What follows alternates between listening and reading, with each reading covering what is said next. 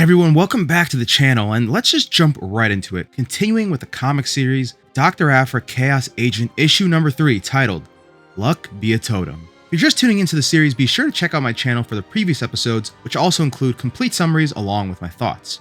And if you enjoy this series and my channel as a whole, please drop a like and subscribe for more. And as always, if you don't mind, don't forget to smash the like button down below for this video. Now just a quick recap. The end of issue number 2 leaves us with Luke Skywalker departing on his own mission, and Aphra finding out that she'd be working with Han Solo. But even though she's working with Solo, they're doing it under the umbrella of Daggers, short for the Department of Artifacts and Archival Goods Retrieval, right? That's the organization under the New Republic that's kind of shady off to the side that Aphra's been working for the entire series. And as you may recall, Aphra is serving them on a kind of like a probation for a crime she previously committed. So right off the bat, I thought it was great to see Han Solo again, as this is really one of the first times in canon we get to see him after Return of the Jedi, but before The Force Awakens. I've always loved Han Solo, but I kind of disliked how the sequels portrayed him as like a deadbeat absentee father, so I'm hoping the series helps restore his character a little bit here. So our story today begins with Aphra being briefed on a new mission. A shady gangster figure named Sabi Sabo is returning a precious artifact, the Totem of the Marxi, to a group called the Cambi. A fun side note about the artifact is that it's said to bestow extreme luck to whoever wields it. The whole purpose of this exchange between Sabi Sabo and the Cambi is to keep Sabi Sabo's people in the good graces of the New Republic, kind of like to legitimize them. I thought it was cool because it shows a little bit of politics at play in this new era of Star Wars, as these factions are scrambling to align themselves with the ruling government in the wake of Palpatine's empire failing. And a bit of backstory on Sabo and his group, the Quarter Clan. Sabo led the crime group on Felucia and eventually came out on top after the chaos and power vacuum that followed in the Clone Wars. Aphra, learning that she'd be having to do something with Sabi Sabo, is pretty wary, as Sabo has a reputation for being brutal and murderous. You know, the archetype of a gangster. She soon learns, though, that Han Solo will be helping her broker the deal, since he has some prior dealings with Sabo from his early smuggling days. Unsurprisingly, Aphra ends up meeting the Cambi, and in true Aphra fashion, takes a liking to one of the Cambi themselves. And just remember, it's worth remembering that the title Doctor in Dr. Aphra isn't just for show. Before anything else, she is a fully qualified doctor of archaeology, and that's why she's here in this mission, to authenticate the artifact being returned. When they arrive to meet Sabo, we get a glimpse of how savage he really is. Seeing him kill a servant simply for nearly handing over the artifact with a smudge of oil on it.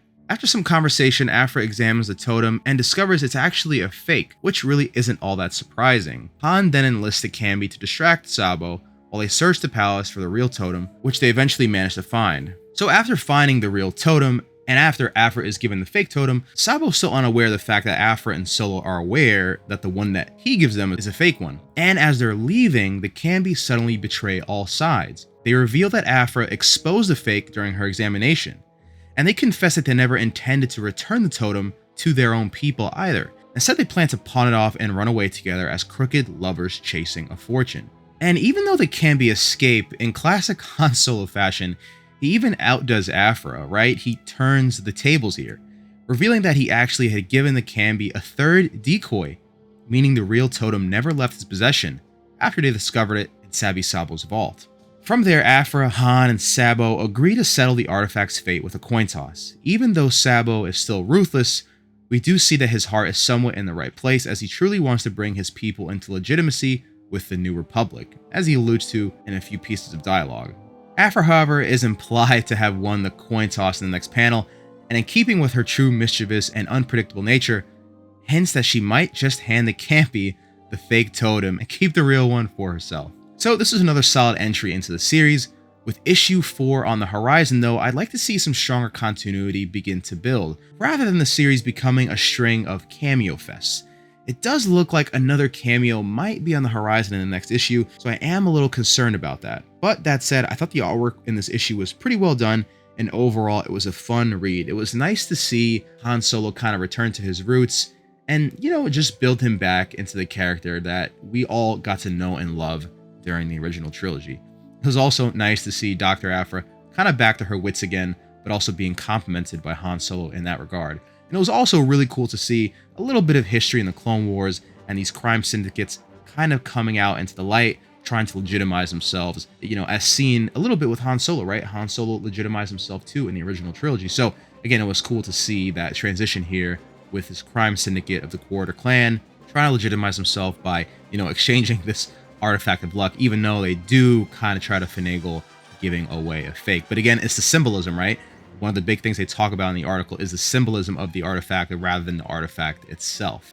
I'm definitely looking forward to seeing what comes in the next few issues, and I do hope we start to get to see that overarching story in our first big arc of this comic series. Granted, we're only 3 issues in, but I'm looking forward to seeing what that arc is going to be. So let me know your thoughts on this issue in the comment section below, and your expectations for the issue going forward. I've certainly been enjoying it so far, but again, I'd like to see that transition into a larger arc. That being said, everyone, if you do like this content, don't forget to like, comment, share, and subscribe to these videos and my content as a whole. Also, don't forget to engage in the comment section below with your hopes for the series, and if you want to see me do any other content in particular. And as always, everyone, stay safe out there, and may the Force be with you always. I'll catch you guys in the next video.